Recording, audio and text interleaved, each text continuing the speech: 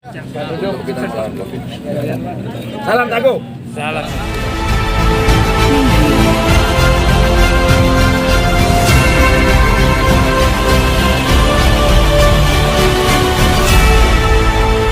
Jakarta, Laras Pos. Gani Warsito seolah-olah tak mau kehilangan waktu. Hanya selang sehari setelah diangkat sebagai Kepala Badan Nasional Penanggulangan Bencana (BNPB) menggantikan Doni Monardo pada Selasa 25 Mei 2021. Gani Warsito menyempatkan langsung mengunjungi Rumah Sakit Darurat COVID RSDC Wisma Atlet Kemayoran, Jakarta Pusat.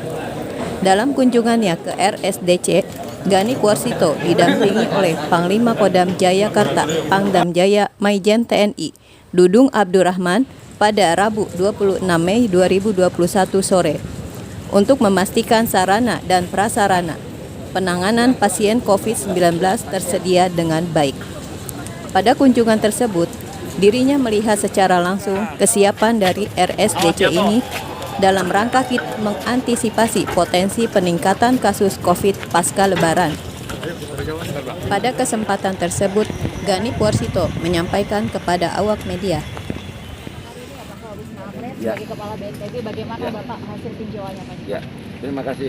Jadi teman-teman wartawan, saya mohon maaf baru bisa menemui teman-teman semuanya. Bahwa kedatangan saya ke sini ini sudah saya agendakan memang untuk melihat secara langsung kesiapan. Ya, kesiapan dari RSDC ini dalam rangka kita mengantisipasi potensi peningkatan kasus COVID pasca Lebaran. Saya tadi sudah mendengar paparan dari Puskes selaku Kepala Rumah Sakit dan juga Pangdam selaku yang menangani RSDC ini, bahwa kesiapan secara personil tidak ada masalah. Daya tampung pun kalau terjadi pelonjakan seperti halnya Januari itu bisa kita antisipasi.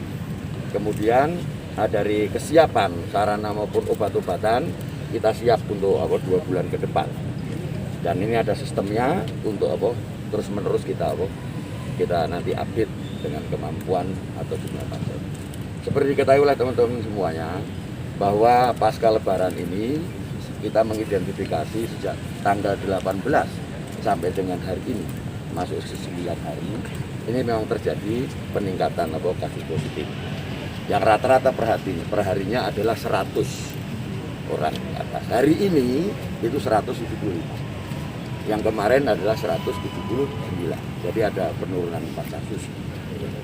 Nah, kemudian kita harapkan ini tidak semakin meningkat, tetapi justru akan ada penurunan. Kita masih akan melihat 2 minggu ke depan. Jadi di pertengahan bulan ini mudah-mudahan tidak terjadi lonjakan, karena kita sudah membuat satu strategi dan upaya untuk mencegah ini supaya tidak membesar. Artinya strategi yang paling tepat adalah PPKM mikro itu kita tekankan, kita perketat. Kemudian 3M, 3T ini menjadi satu strategi juga untuk menekan angka penyebaran. Kemudian parameter RSDM ini sebagai parameter atau istilahnya hulunya dari hilir-hilir yang melingkari Jakarta ini.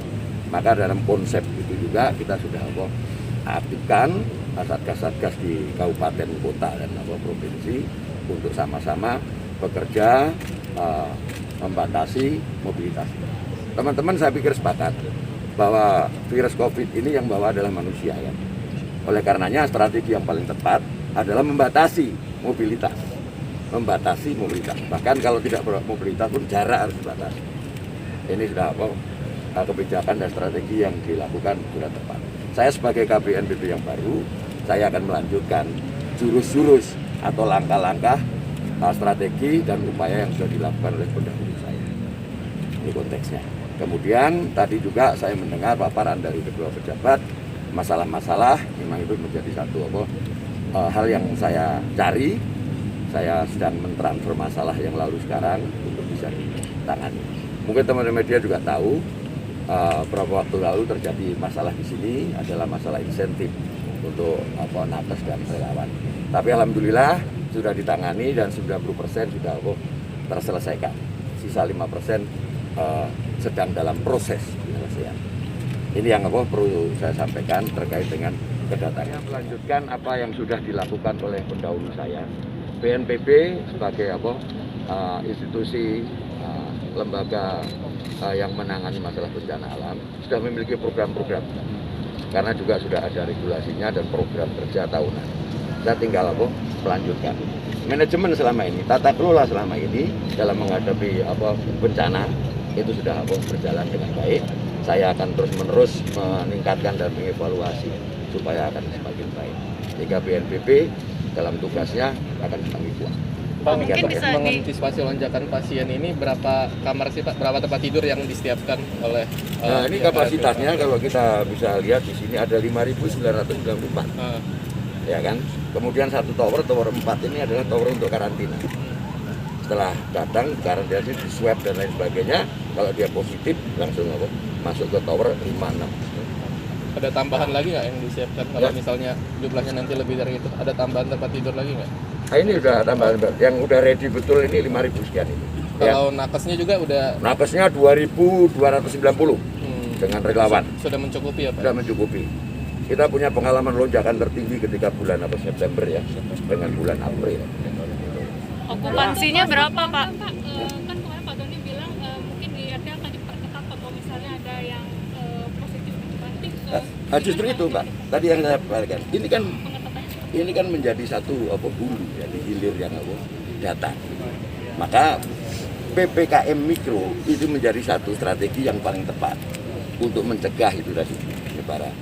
Ya, kemudian juga pelaksanaannya saya katakan tadi 3M, 3T harus tegak, tidak bisa tidak. Tapi di RT itu Pak harus karantina lokal. Oh begini Mbak, jadi yang dimasukkan tadi ya, PPSM mikro ini itu melihat misalnya di satu RT ada misalnya 5 rumah, 4 rumah yang positif terkena, itu saja yang di klaster. Ya, terus bukan klaster satu RT satu sisa tidak, sehingga dia penyebarannya tidak luas. Itu maksudnya.